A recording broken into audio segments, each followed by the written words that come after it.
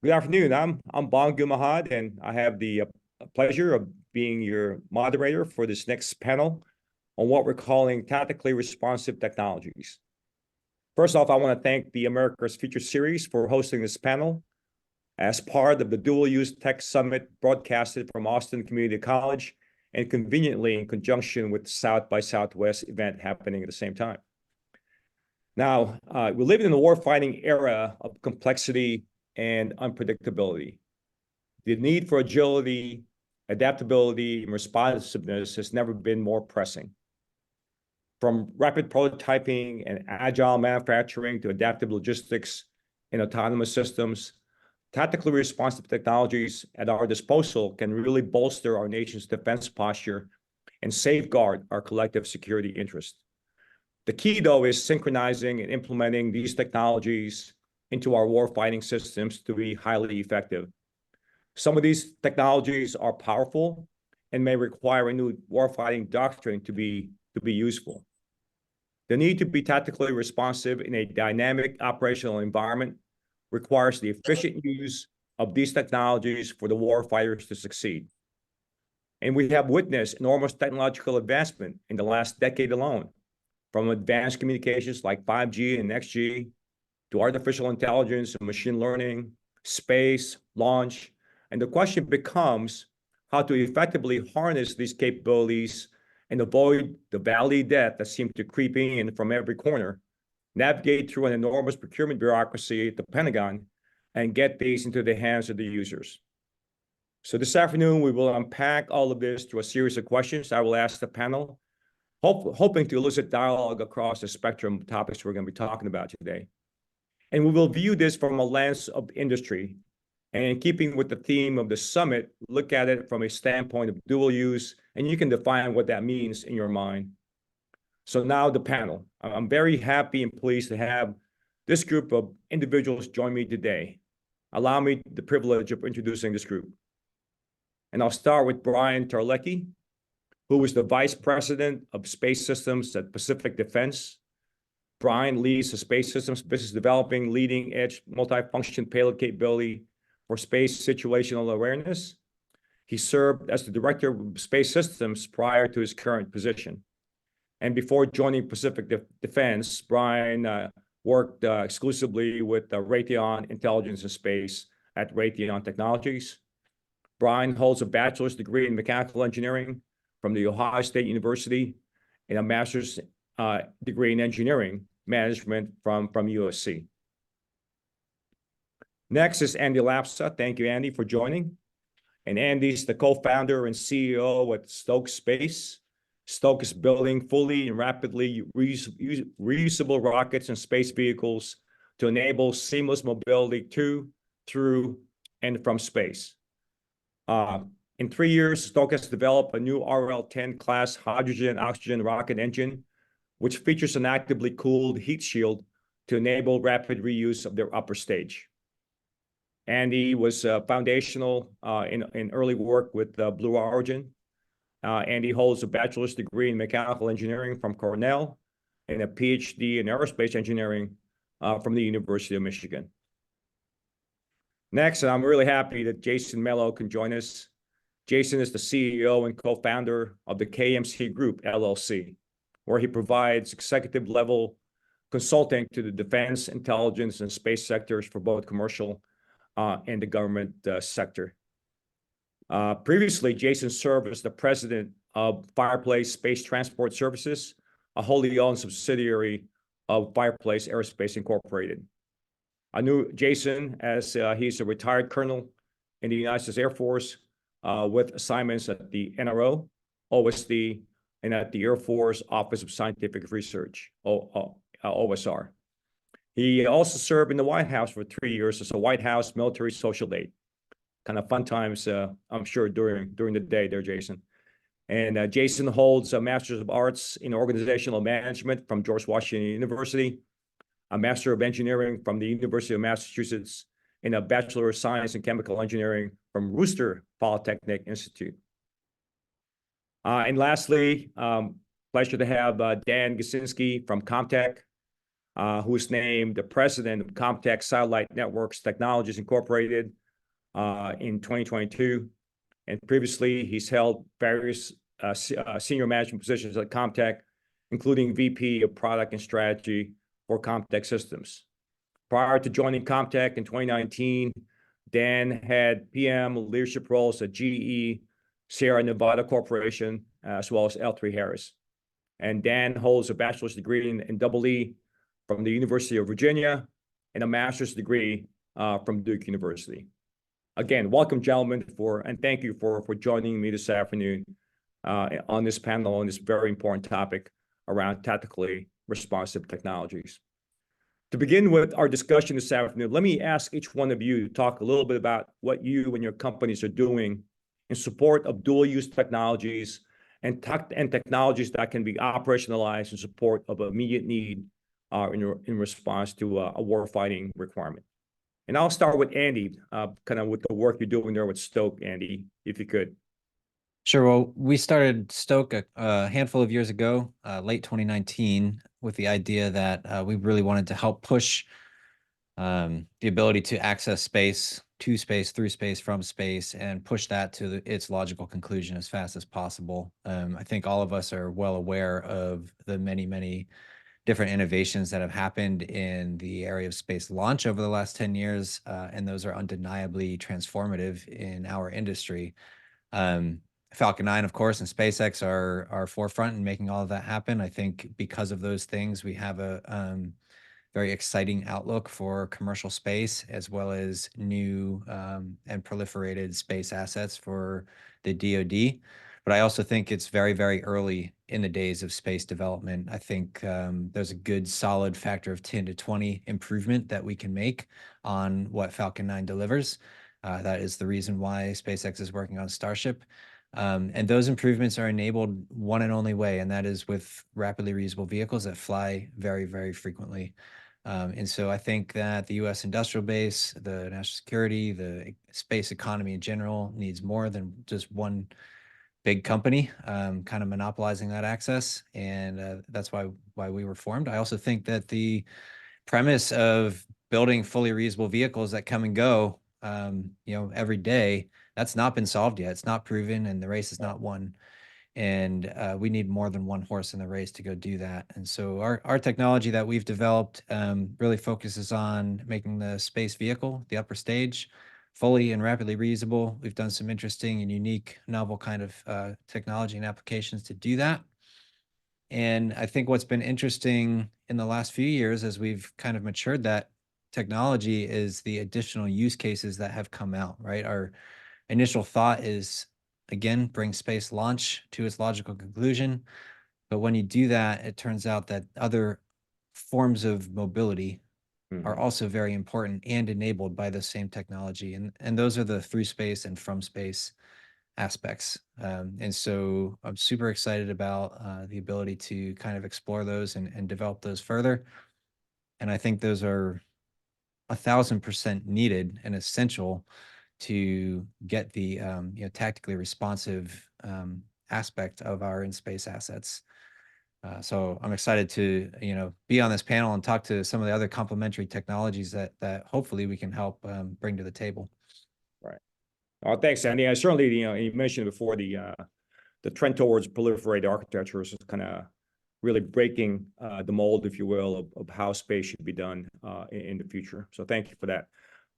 Dan, let me ask you from a Comtech standpoint. Now, you guys are well known in Comtech in the communications arena, in terms of looking at technologies that allow for flexibility and responsiveness. What are you guys doing within the company today to enable some of that concept?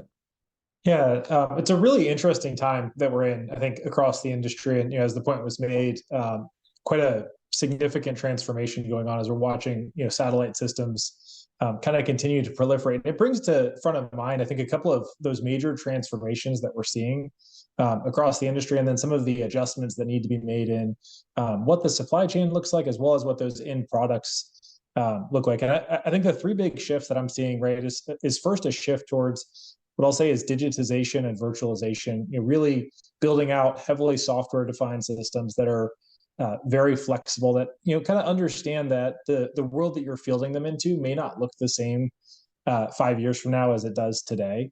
And I think that's an important shift that folks need to be mindful of. The second really comes down to standardization, building things around open interfaces so that pieces can plug and play and be transitioned into the future.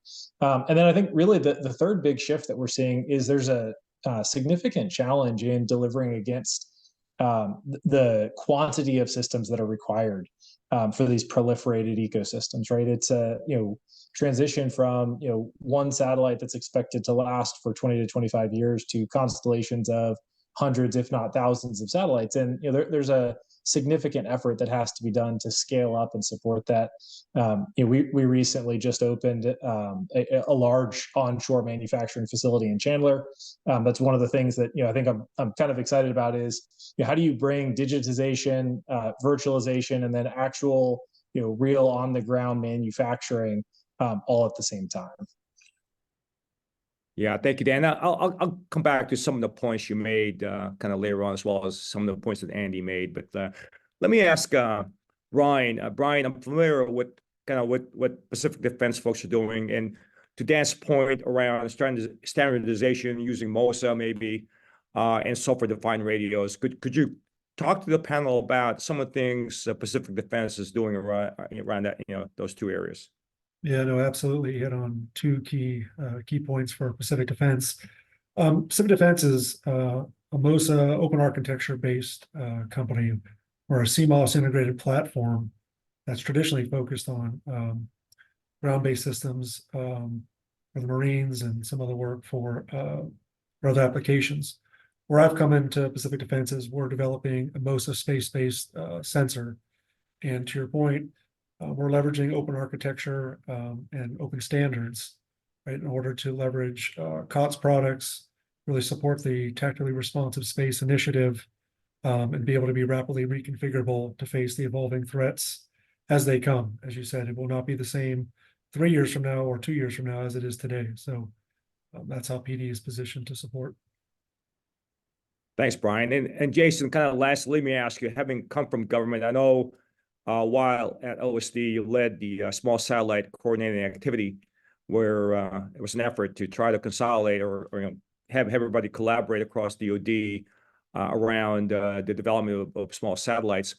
Also, with your launch background, I mean, do you see in a proliferated sense, in a proliferated architecture or proliferated future, what some of the remaining challenges are in terms of technology, as well as access to space, via launch? Any thoughts around that, Jason? No, I appreciate it, Bong. I think there is when you look across, I think the entire ecosystem, from understand the government side, where I think the key part is really understand the requirements that the government has and how to define those so that it makes it more, I would say, advantageous to commercial companies to be able to step in and provide solutions for industry and to really create that dual use technology, that dual use capability. I know working in OSD and then head into Firefly Aerospace right after, especially with tactically responsive space, that was one thing that I know for, since the early 2000s, the government has been trying to do it. And then even in the mid 2000s, when I was working it for a few different organizations, there was always that challenge of trying to figure out, you have the launch piece, but then also the satellite piece. But what we see now is more of companies coming in and providing those different layers. So it's not just the access to space, it's the satellites, it's also the deployment. But some of the other parts I think that are key, you mentioned specifically, when you look at interoperability, integration, and then also the resilience to the threats. I think if there's something that when you're looking at an end-to-end system, those are a couple key things I think we need to look at, along with other things we're probably not focused on, but the data analytics piece, and also how do we improve communication? How do we ensure that when we have systems to be able to operate and do a responsive launch to responsive deployment of space vehicles, et cetera, up on orbit, how can you do that? And lastly, I would say the cost effectiveness and efficiency is always an issue. One, from the government side, because there's limited budgets, but then from the commercial side, you have to be able to provide and have that backing both from an investor or either from the government paying it to be able to allow that system to be affordable and then to be able to execute on it in a timely fashion. Yeah, no, I'll pick up on your comment about vulnerabilities and from a security standpoint. And I know a lot of these responsive technologies are truly dual use, meaning there's a commercial side of it, the military DoD taking advantage of that.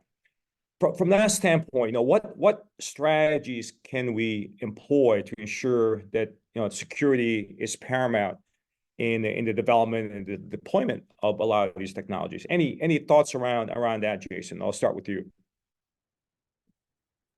Yeah, I think from the security side, I think it's really addressing from understand the requirements. So both from what the government has and what capability, right? And I think the big improvement that I've seen, especially with Space Force standing up and really being leading in this area, is looking at how to engage commercial and also addressing the security problem, from the cyber threats, but also I think there's other aspects with our adversaries is how do we keep the systems secure from a communication standpoint, but also the other part is how do we look at, the IP and try to protect what companies have to offer. So it's kind of two different, parts to it. But I would say lastly, I think, when I look at the problem too, you have to be able to understand how you can have a rapid deployment that allows you to not only address what you're trying to do, both from whether a launch or, depending on what part, but if an adversary has the ability to interfere in that deployment,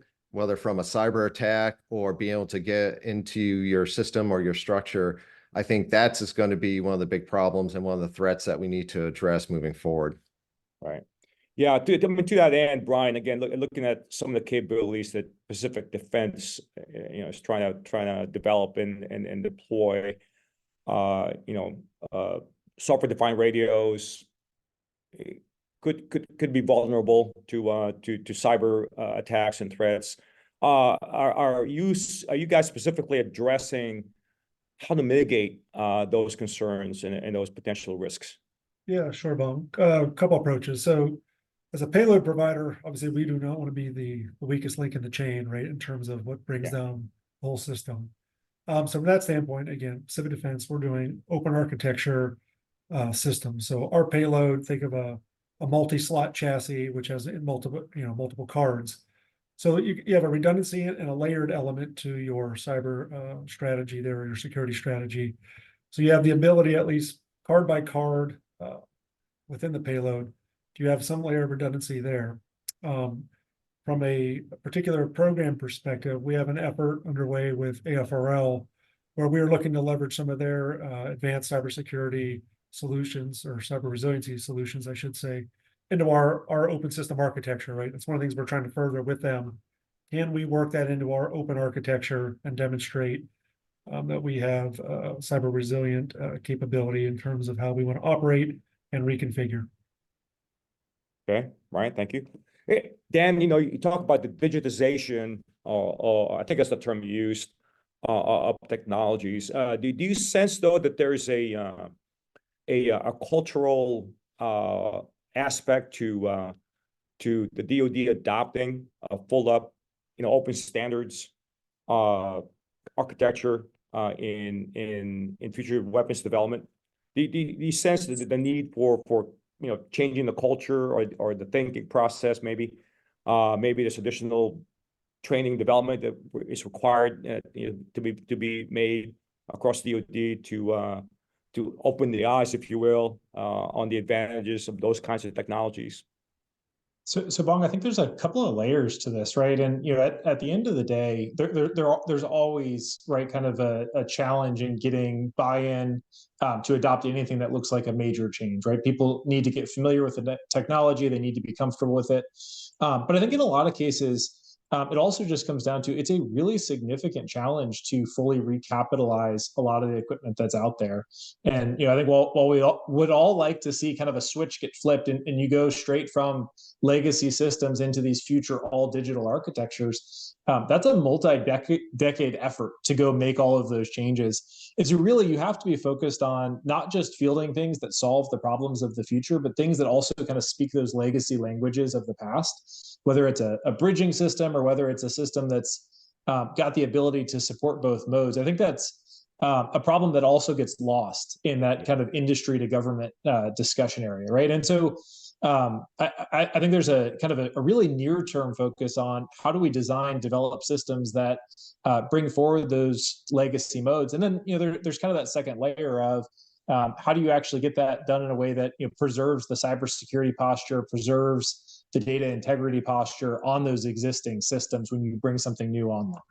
Yeah, no, thank you. That kind of along those lines, I know that it's always been a challenge for the department to embrace new technology, given the fact, as you point out, Dan, that there's like all these legacy radios, whatever it is, that somehow you need to keep in the inventory because we still have it.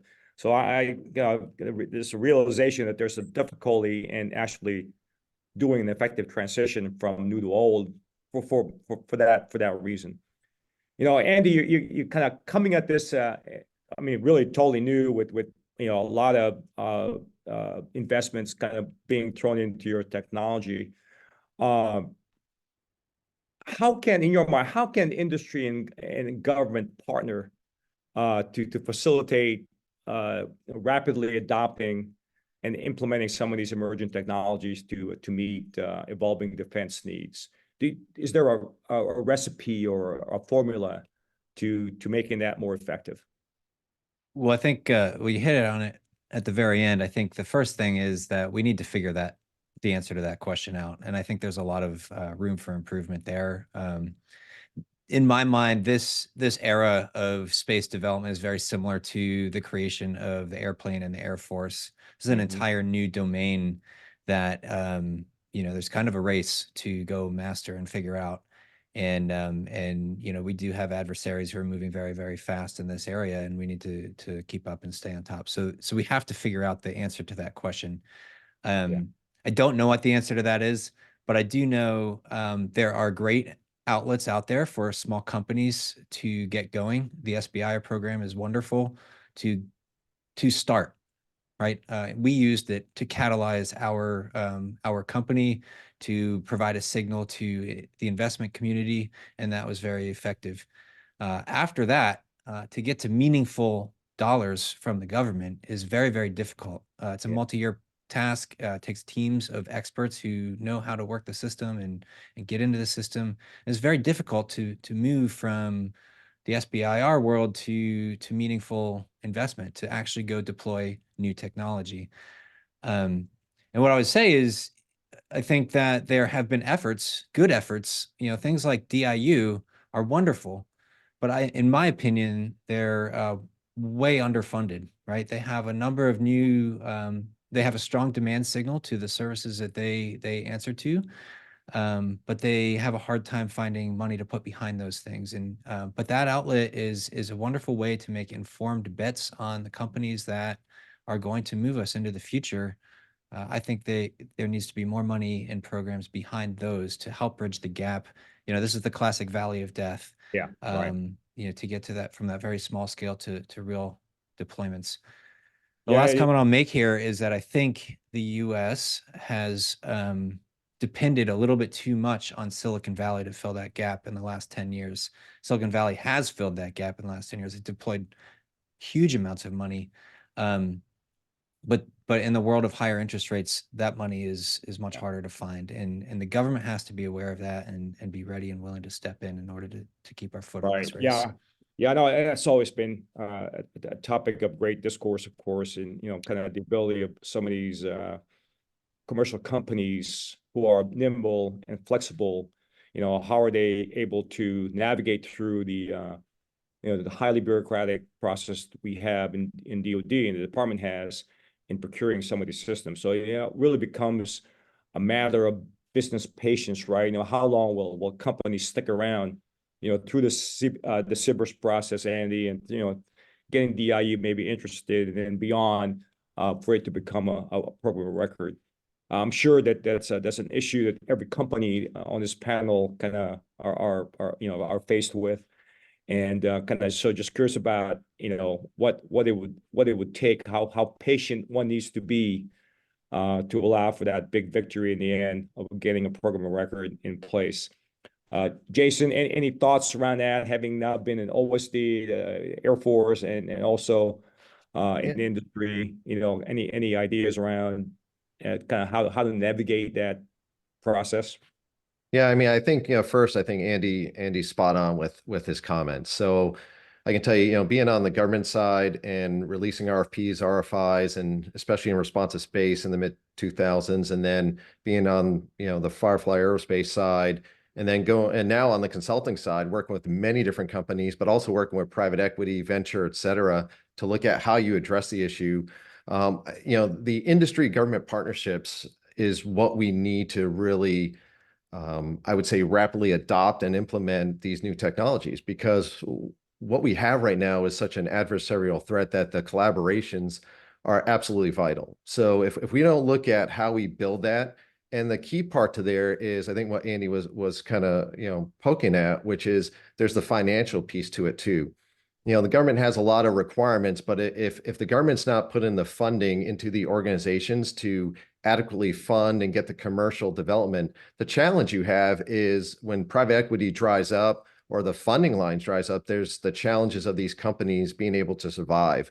And I think that ends up producing a whole nother problem, because then you lose the private sector innovation. And when you lose the private sector innovation, it's going to cost the government even more in the long term to be able to accelerate research and development and really build that type of future, I would say, structure to move forward. I know, the last job I had in the Air Force was funding all the grants for the Air Force and Space Force with the universities.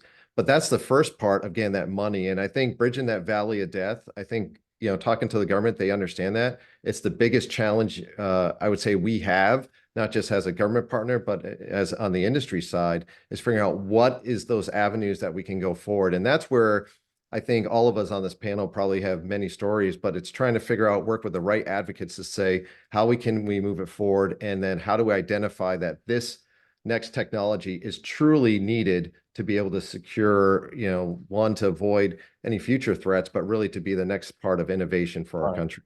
And I think kind of just going by kind of what you said there, I think you run the risk of having let me call it isolated application of some of these technically responsive technologies, and that it becomes a one-off, So the challenge has always become, how do you scale it and have, the entire DoD or national security take advantage of that technology? So I think there's an issue there of having a lot of one-offs and never really bridging the gap. This valley that you and Andy kind of spoke of. Any other thoughts around that, guys? Bryan, any ideas around how to do that? Yeah, no, I think both Jason and Andy were pretty spot on. From the Pacific Defense perspective and what we've seen, again, the trying to bridge that valley of death, right? That is the challenge. Like I said, for anyone with a good idea, good technology, or when you have your first prototypes, right? You're trying to figure out, how do I get a transition partner?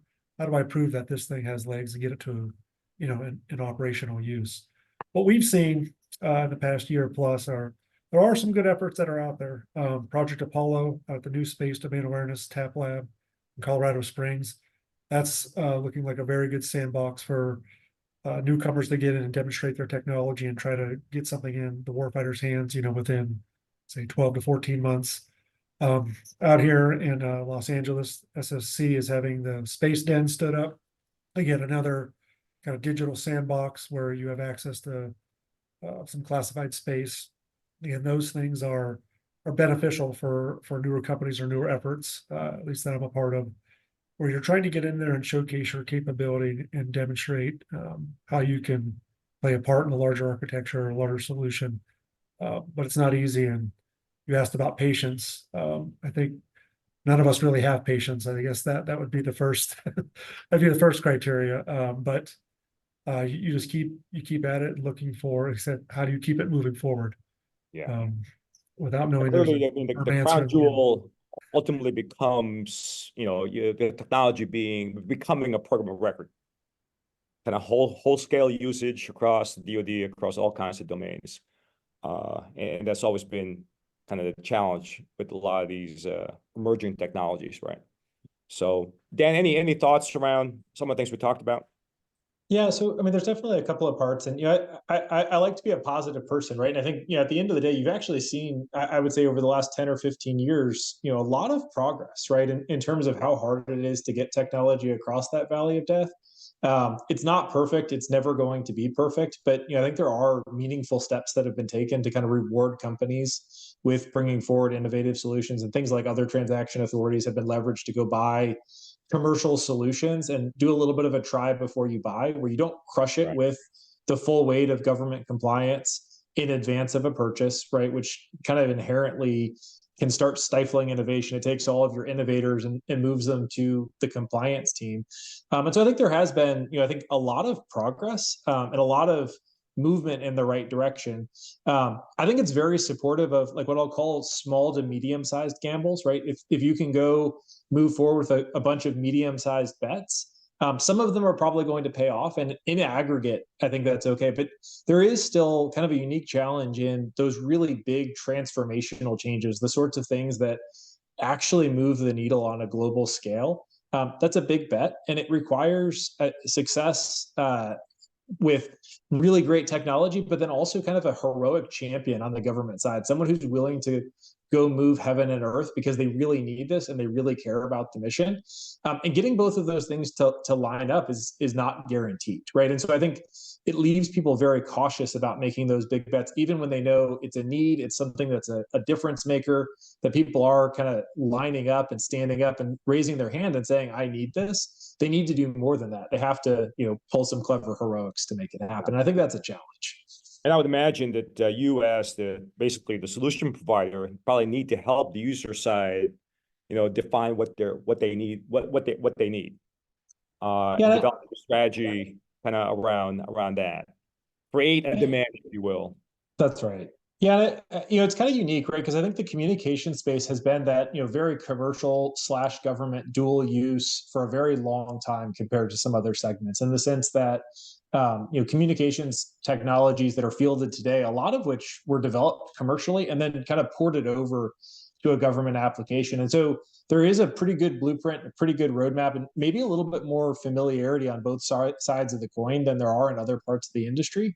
Definitely don't have it solved, but I think 20 plus years of familiarity with that process has helped a lot. Yeah, and a lot of times too, I think part of how some of these emerging technologies fail in being able to transition into a full up operational system, a program of record, are all the requirements that DoD demands on a capability for all the what I call it entities, right? How do you go from a one-off system to now you need all the reliability, 999s, and and the supportability from a production manufacturing standpoint? Typically, that's not addressed up front in the early stage of technology development. It becomes an issue once it becomes more of an enduring capability. Any thoughts around? I guess something you can't avoid. You need to have those kinds of entities for each one of these systems, or for each one of these systems. But how do you get around that issue? How do you incentivize a company focused on technology to address kind of the bigger, once it becomes operational, the sustainability aspect of the capability of the weapon system? Any thoughts around that, Jason? Yeah, I would just say, part of it is, I think, getting to a point where on the government side, the rapid prototyping and getting to even the demonstrations. For example, back in 2014, I remember submitting, putting out RFI for tactically responsive space, and we got only 2 responses. But then you fast forward to, the Victus Nox and the other one. I had the the honor to one, help capture that, win that for Firefly. But what it showed was a rapid system, right? It showed that the government lessened the requirements to some degree and allowed companies, both from, I would say, Millennium Space, the spacecraft provider, and Firefly, looking at the launch piece, and be able to execute a mission. So to see something like that, be executed really helped to, one, the process I think was very streamlined from an acquisition standpoint from the time it was awarded. And we need more of that. But I'd hit on the point that I think both Bryan and Dan made is you need that program of record. So, we have these, tactically responsive launch and then looking at satellite, but what's that program of record so that Andy can go out there and say, hey, my rocket is available, it's ready to go, but what am I going to compete against? Because he needs to build that long-term business strategy. So I would say it's kind of pulling it together, but the rapid prototyping, taking that streamlined acquisition process is needed for commercial companies to come in and be able to execute and show long-term to investors, hey, there's a large program. And as you know, Bong, I think, the department, it's challenging to create those new programs, but there has to be the champion there to do it. So just my thoughts. No, that's great. Great thought there, Jason. Thanks for that. And now I'm kind of wondering, how much of an engagement, companies like Stoke, Andy, would need to have with the government to convince them that there's another option or an alternative to a certain solution. Any thoughts on your interaction so far to date, Andy? How successful you've been engaging with the government? Could it be changed? Could it be modified? Could it be improved? Any thoughts around that? Well, I think first of all, our engagement has been very positive, and I think particularly around some of the unique capabilities that we provide beyond just launch, right? I think there are a number of providers focused on launch, and that's good. We need that, and like I said at the very beginning, I think there's a factor of 20 improvement that we can have not only on cost but also availability and reliability over what's in the market today. I think that will happen. I think some of the new capabilities around maneuverability in space, being able to be truly tactically responsive with our capabilities, being able to go from one orbit to the next on demand, being able to respond to new assets that appear maybe from adversaries and being able to respond to those, being able to respond to adversaries, approaching our assets and being able to move those.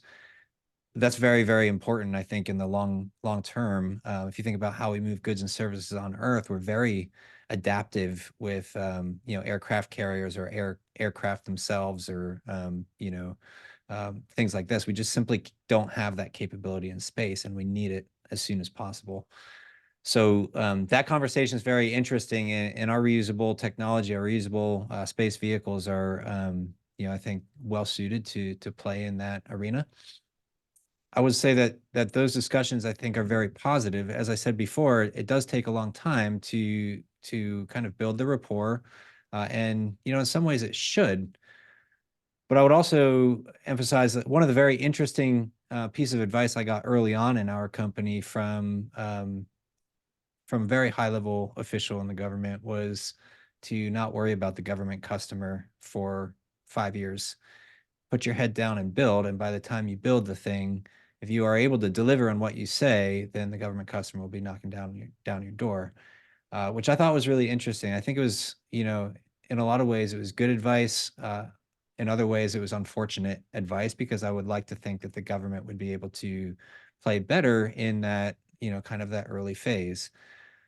How you get around that or what to look for, I think the government should be, I can't remember who said it, maybe Jason, we should be getting better at making those mid-sized bets to be able to foster a lot of the really good ideas that are developed at the small scale and bring them up into the mid-scale in order to bridge to an eventual program of record. I think that's the idea behind OTAs and things like the DIU are doing. I just think that they need more emphasis and more muscle behind them. Yeah. And I think the dilemma you face, Andy, kind of going back to what the advice you got from a senior executive or a senior government person, kind of just burying your head down for 5 years. You have investors to worry about, right? Somehow you need to be able to show them that there's something at the end of the tunnel. And that's, by the way, that's what feeds my comment earlier is that the U.S. has gotten used to relying on Silicon Valley to provide that bridge. Yeah. Right. I don't think that it will necessarily always be there.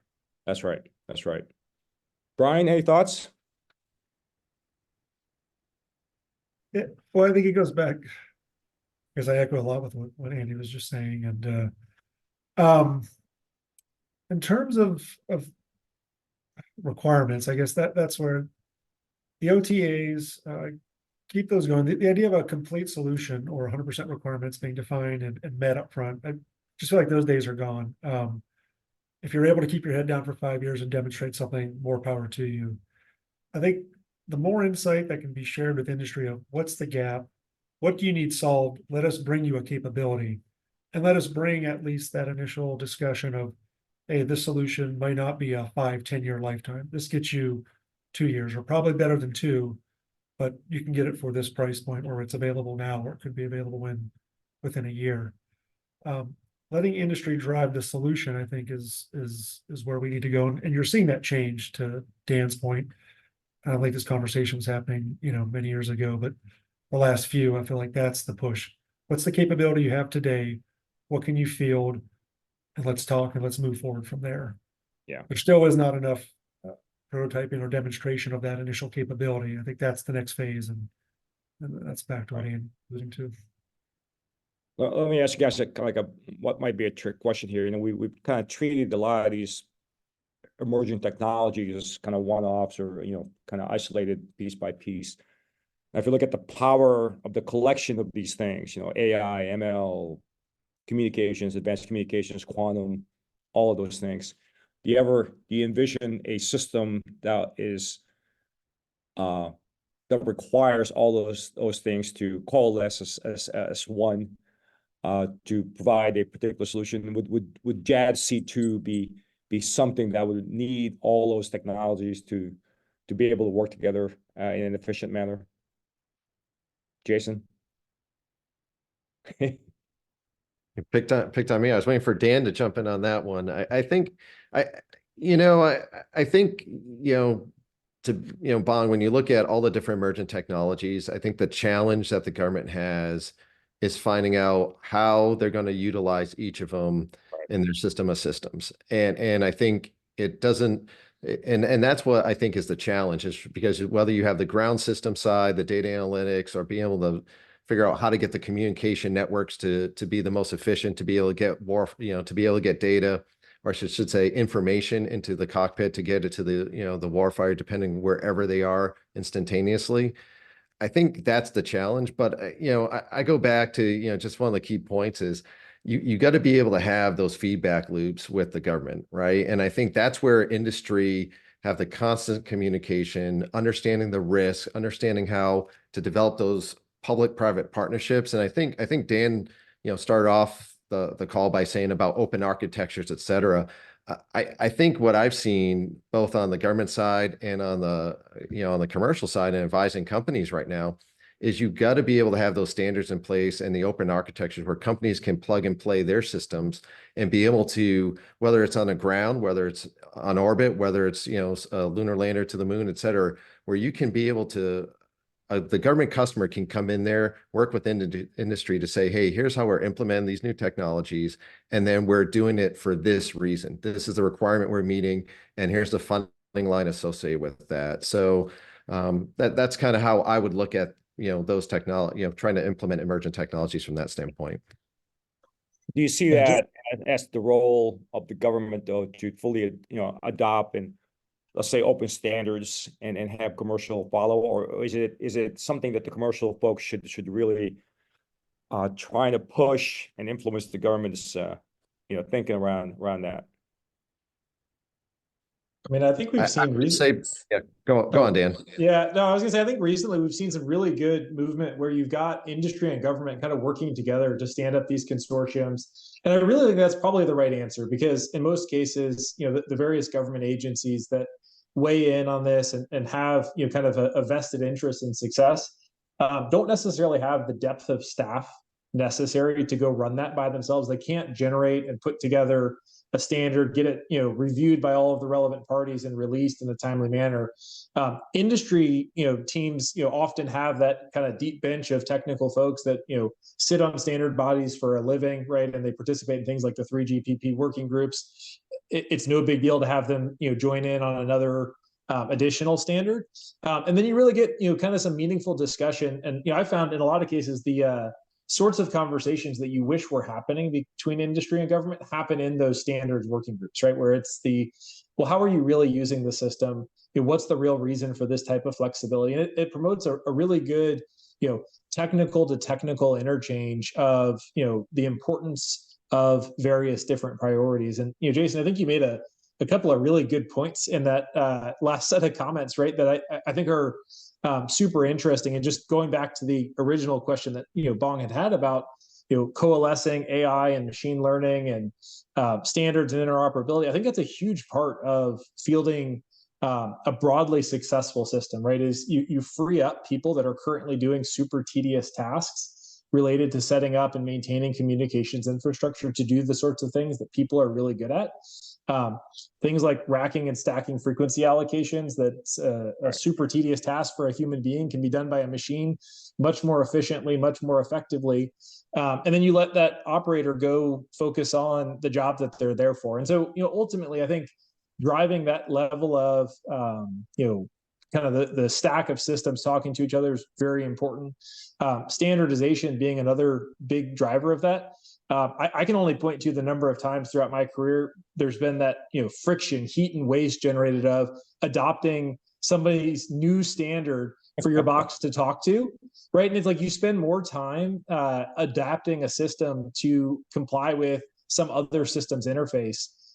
That's heat and waste. It doesn't move the ball forward at all. It doesn't get us any closer to the spot that we want to be. And if you're able to break out those standards between boxes, you can swap them out quickly and efficiently, kind of keep pace with the latest changes pretty readily without spending 50% of your engineering on interfaces.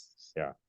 A lot of times though, Dan, can I see protectionism coming into play where you have a vendor with a certain technology, and of course kind of their future kind of resides on government continually using that technology. So there's always going to be a challenge of really industry, the primes in particular, pushing a technology because it benefits them and not necessarily the entire government. So there's that dynamic that somehow we need to also kind of address and resolve to make it truly open standards across the board. Because I think there's certainly a lot of promise for software-defined radios and MOSA and all of that.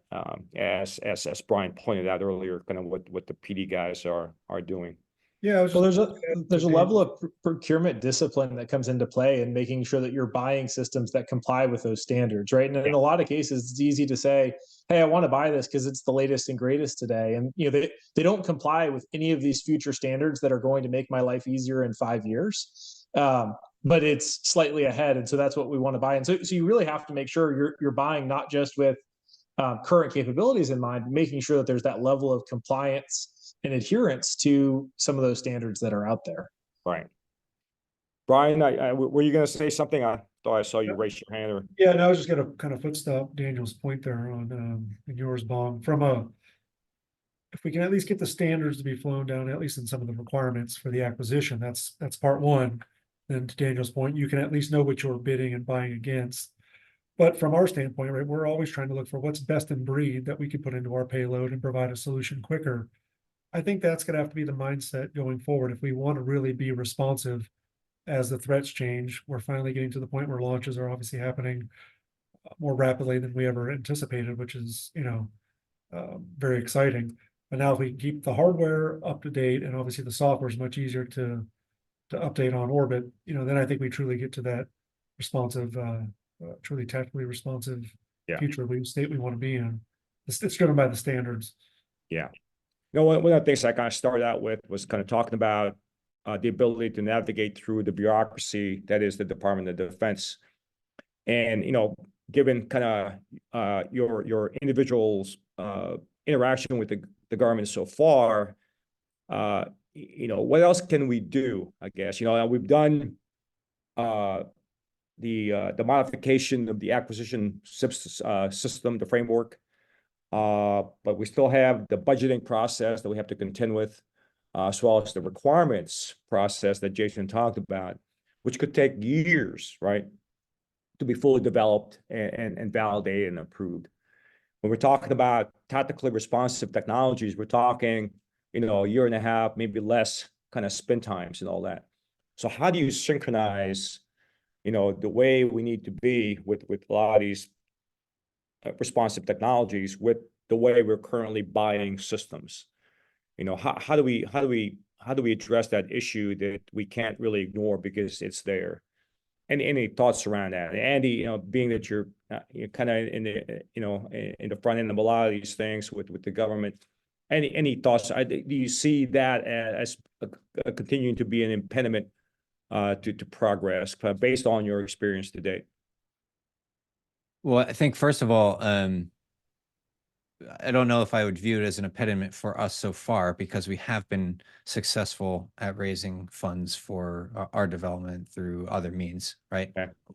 The tone of my comments, I think, is that the government should be aware that there are transformational technologies that need to happen and are happening, and the world is moving very, very fast right now, and the government needs to be ready and willing to step in order to continue that development going forward as the private markets continue to shift.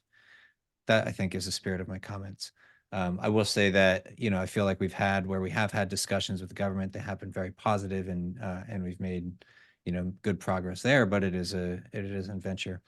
I do want to go back also on what Bryan said, and he was saying as availability of launch has gone up and is more than any of us have anticipated.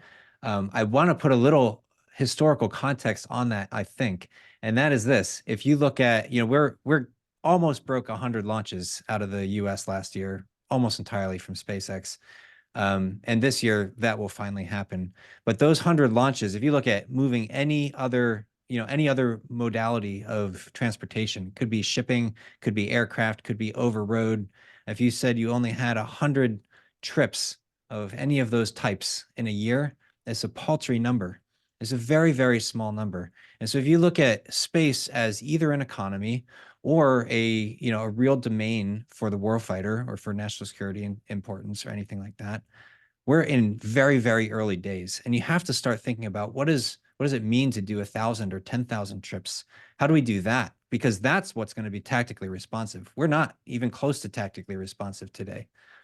And the constellations and the different layers that we've talked about kind of in passing in this, where we have hundreds or thousands of satellites disrupting other, kind of bespoke multi-billion-dollar individual satellites that live for 25 years. Those layers are going to have service lives, especially if they're commercially viable, for 3 to 5 years, not 25 years. It's the same way our communications evolve on the ground with cell phones going from 3G to 4G to 5G, right? We're going to have the same thing in space, but that's only possible if we're constantly moving to space and back, right? And I think that's the world that we need to position ourselves for, not only in our technology, but also, in the way that the government does its procurements, right?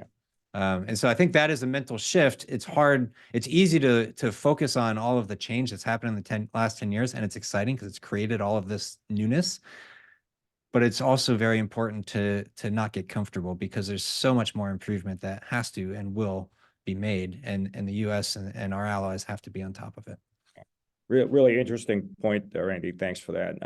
Jason, any thoughts around what else can we? Well, no, I think what I just want to add what Andy was saying, because I think as we try to get to the next part of industrializing space, I think, there's a lot of ambitions out there, but I agree the access to space is still a challenge.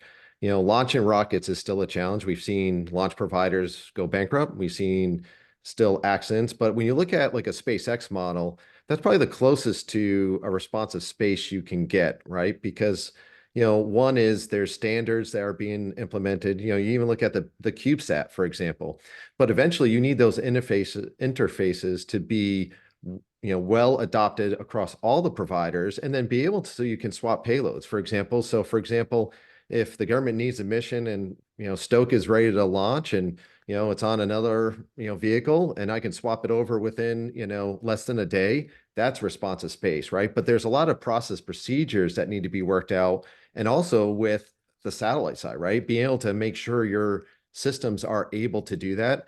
I think eventually we do need to get to, if we truly want, to get to tactically responsive space. And when you say that, it's not just space access, but on the in space side, you have to have the capability to, one, have these standards, but almost have the FedEx. So for example, if you need to go from one place to another, or a certain company, you put it on, you get it there, or you take it off as needed. So the challenges are there. I think the government's ready and willing to step in. But I would say, I go back to the comment I think Andy made earlier, when about the government, someone making a recommendation, stay silent for 5 years. I think that has some value to it, but I think the government is so small sometimes that it's looking across Silicon Valley and all these new companies. It's a lot of pushing to the government. And I think that's the part that sometimes gets lost, and really monetizing and trying to say, hey, this is where my value is. But the government needs to do the pulling and make sure clearances and other avenues are there for free flow of communication. So I think when that's all pulled together, it makes it much easier to move forward with emergent technologies and what we're talking about today. How about the need for multiple vendors to provide the same, or the product or the services? Diversifying the supply chain, if you will, by adding more sources that you can kind of rely on for launch, for whatever it is that you're trying to develop. Any thoughts around that, Jason, based on your comments?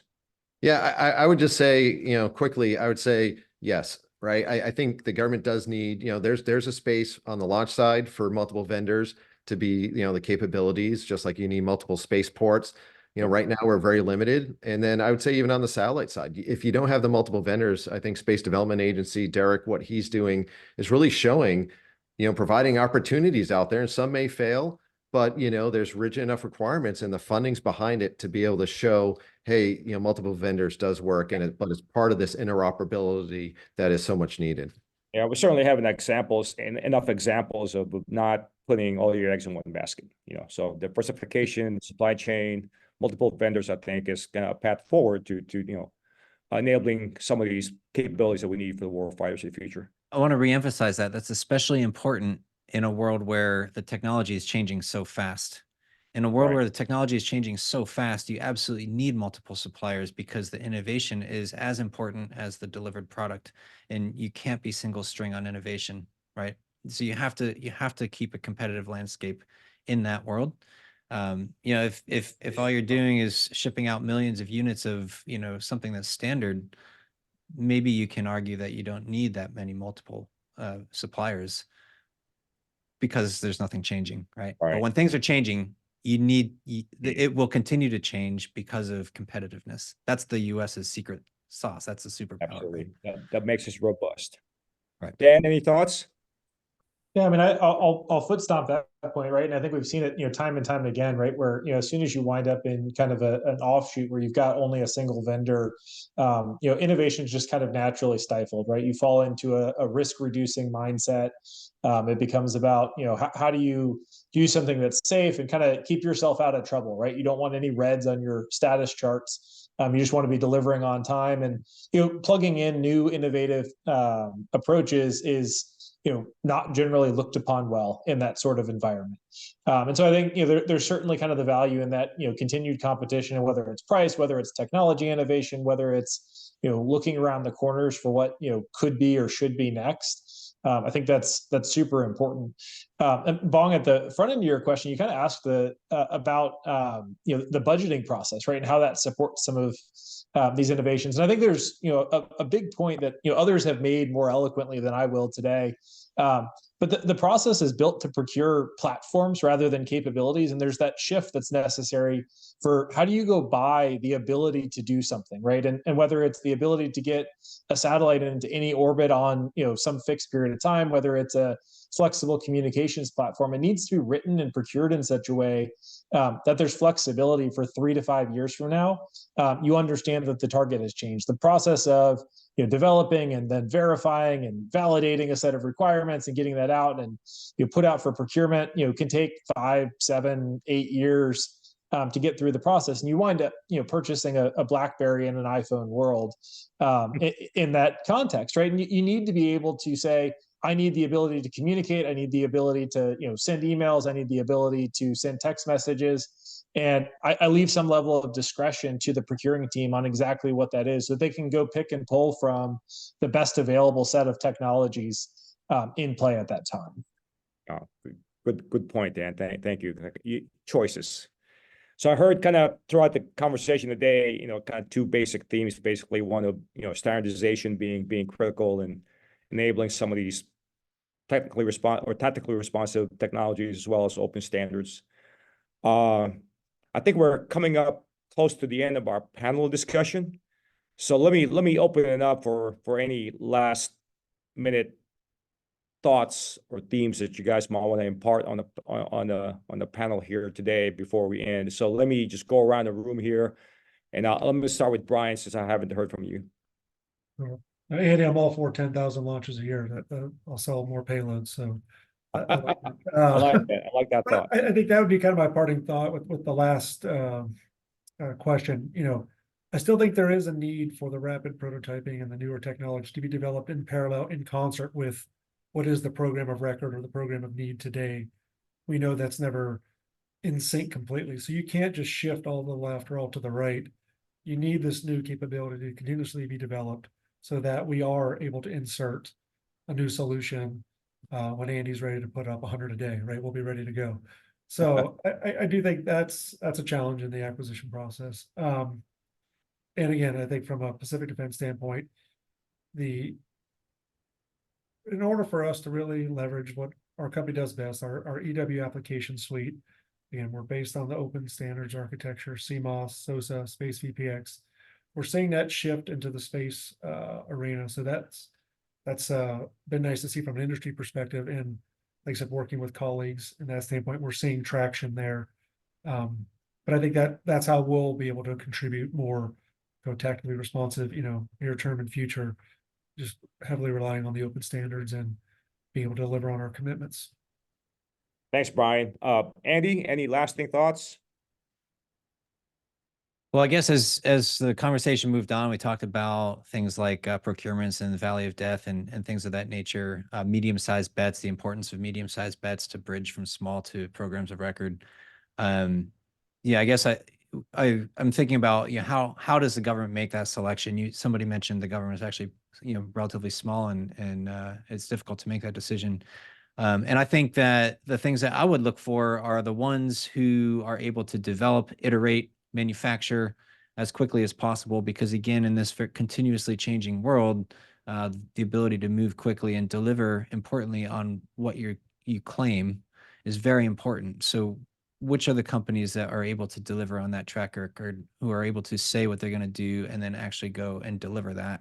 I think that's where a lot of the challenge in that phase of growth happens. From a good idea to actually delivering product is an ability to deliver on what you say, and the importance of vertical manufacturing and fast iteration and again delivering on your word, being able to predict what's going to happen and deliver on both timeline and on budget is very important. So those are the companies that I think I would look for, and I think at least for our small company, we've been good at that so far, and moving into more and more complexity as we go through our development.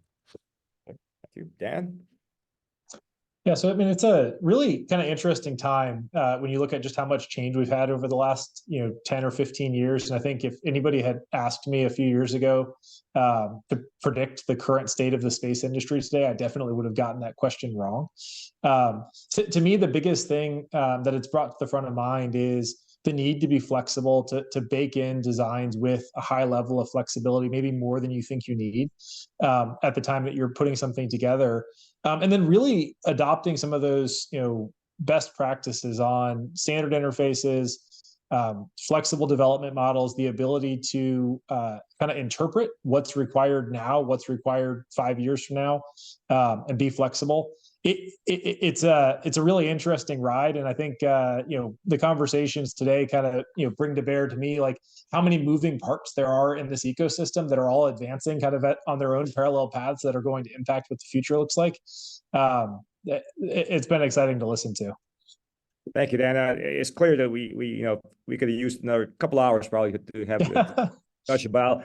I know we're probably over time here, but Jason, I'll give you the last word, if you will. No, well, thank you, Bong. Really appreciate it. And I know I'll just thank my fellow panelists, Andy, Bryan, and Dan. I can tell you, I agree with everything that said. I think, being able to rapidly deploy new capabilities is so important. And we cannot be afraid of failure, both on the government side and industry side. And I guess I'll leave with, the industry government partnerships are essential in my mind for harnessing the power of emergent technologies that will someday be that next technology that we need to combat our security challenges and the threats, because the threats are real. And I think working closely, having that clear communication requirements, but really addressing the acquisition, the program baseline, and trying to build programs is so important, because I can tell you, advising a lot of smaller companies, the challenge is there, and it's amazing how much of an impact it has on their ability to innovate and provide their future technology, to the warfighter. And I would say at the end of the day, we just need to help those companies with the government to have those partnerships to really avoid, the future threats that keep our country safe. So with that said, thank you so much. And that's all I have, Bong. Thank you, Jason. Well, gentlemen, again, thank you for joining me this afternoon on this panel. It's a great topic. Thank you for your well-articulated commentary on the subject. Again, thank you again. And I guess with that, we'll say goodbye to the panel. Thank you. Thank you, Sure. Bong. You.